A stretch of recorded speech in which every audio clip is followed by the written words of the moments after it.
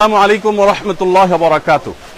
সুপ্রিয় দর্শক শ্রোতা ভাই ও বোন, দেশ কিংবা প্রবাস যে যেখান থেকে আমাদেরকে দেখছেন, আপনাদের সবাইকে আমরা জানিয়ে রাখতে চাই, আসুন্নাহ ফাউন্ডেশন বরাবরের মতো যে কোনো দুর্যোগে, দুর্বিপাকে, যে কোনো বিপদে, যে কোনো সমস্যায় আমরা আমাদের সর্বশক্তি নিয়ে ঝাঁপিয়ে পড়ে থাকি।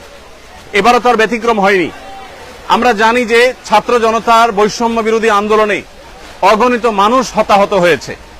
গত 4-5 দিন যাবৎ নাওয়া খাওয়া কোনো কিছুরই কোনো ঠিক ঠিকানা নেই। আমরা সকাল থেকে রাত পর্যন্ত একটার পর একটা হসপিটালে আমরা ঘুরে বেরিয়েছি এবং যারা হতাহত হয়েছে আন্দোলনে তাদেরকে আমরা আমাদের সহায়তা সাধ্য অনুযায়ী আপনাদের আমানত আমরা তাদের কাছে পৌঁছে দিয়েছি এবং সেই কাজটি এখনো চলমান আছে।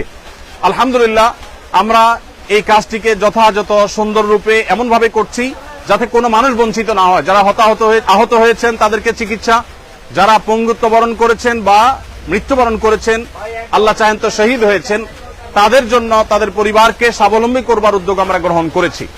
ইতিমধ্যে 5 কোটি টাকা আমরা বিতরণ করবার পরিকল্পনা সমাপ্ত করেছি, তবে সব টাকা যে পৌঁছতে পেরেছি তা না। অনেকগুলো আমরা প্রসেসিং এ আছে, বাই সিরিয়াল পৌঁছাচ্ছি। আর এর বাইরে আরো 5 কোটি টাকা খরচ করার আমাদের পরিকল্পনার কথা আমরা ব্যক্ত করেছি। এবারের বন্যা সিলেটের সুনামগঞ্জের অনেক এলাকাকেও প্লাবিত করেছে।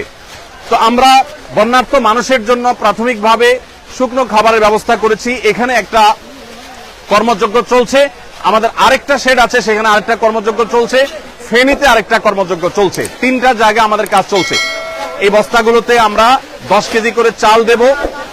10 কেজি করে চাল এখানে যুক্ত হওয়ার পর এরপরে ঢুকবে হলো তেল, 2 লিটার করে তেল, এরপরে 2 কেজি করে মসুর ডাল, এরপরে 1 কেজি করে লবণ ঢোকার পর এই বস্তাগুলোর মুখ বন্ধ করে ফেলা হবে এবং এগুলো সব গাড়িতে লোড করা হচ্ছে। এখানে আমাদের তরুণদেরকে আমরা দেখতে পাচ্ছি যে তারা মাল নিয়ে যাচ্ছে আলহামদুলিল্লাহ প্যাকেট হয়ে। মাশাআল্লাহ, এখানে আমরা দেখতে পাচ্ছি।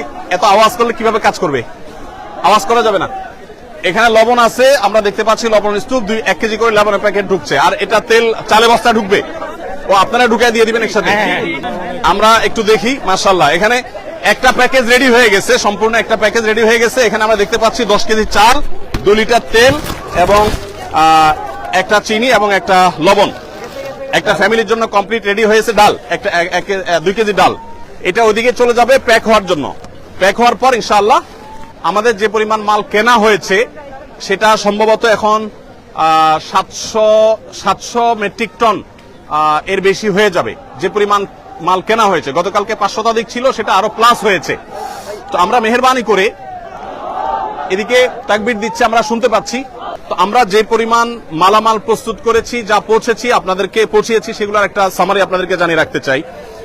আমাদের আজকে সকালে ফেনীতে আর্মিদের ক্যাম্পে যে মালগুলো পৌঁছে গেছে, ইতোমধ্যে অনেকটা হয়ে গেছে, অনেকটা আমাদের মাল আনলোড হয়ে গেছে। 2টা লরি মাল গেছে, সেখানে 2250 ml এর পানি, 7200 বোতল আর 50 গ্রামের গুঁড়ো দুধ, 7200 প্যাকেট। এগুলো বাচ্চাদের খাবার হিসাবে আমরা প্রস্তুত করেছি।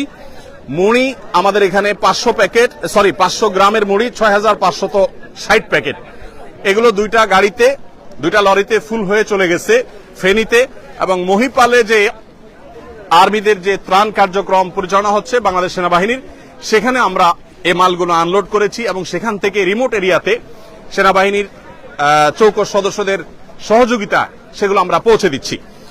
এর বাইরে গত বুধবার রাতে আমাদের এখান থেকে 10 টন খেজুর, 10 টন চিড়া এবং 5 টন চিনি এবং 5 টন লবণ চলে গেছে। চিনি এবং লবণ দেওয়ার উদ্দেশ্য হলো যারা স্যালাইন বানাতে চান তারা এখান থেকে স্যালাইন বানিয়ে খেতে পারবেন এবং এর বাইরে কেউ চিড়া দিয়ে খেতে পারবেন। আবার সেই সাথে খেজুরটা আপনারা জানেন 5-6টা খেজুর আর 1 গ্লাস পানি খেলে একবেলা খাবারের কাজ হয়ে যায়, সেজন্য খেজুরটাকে আমরা খুব প্রায়োরিটি দিয়ে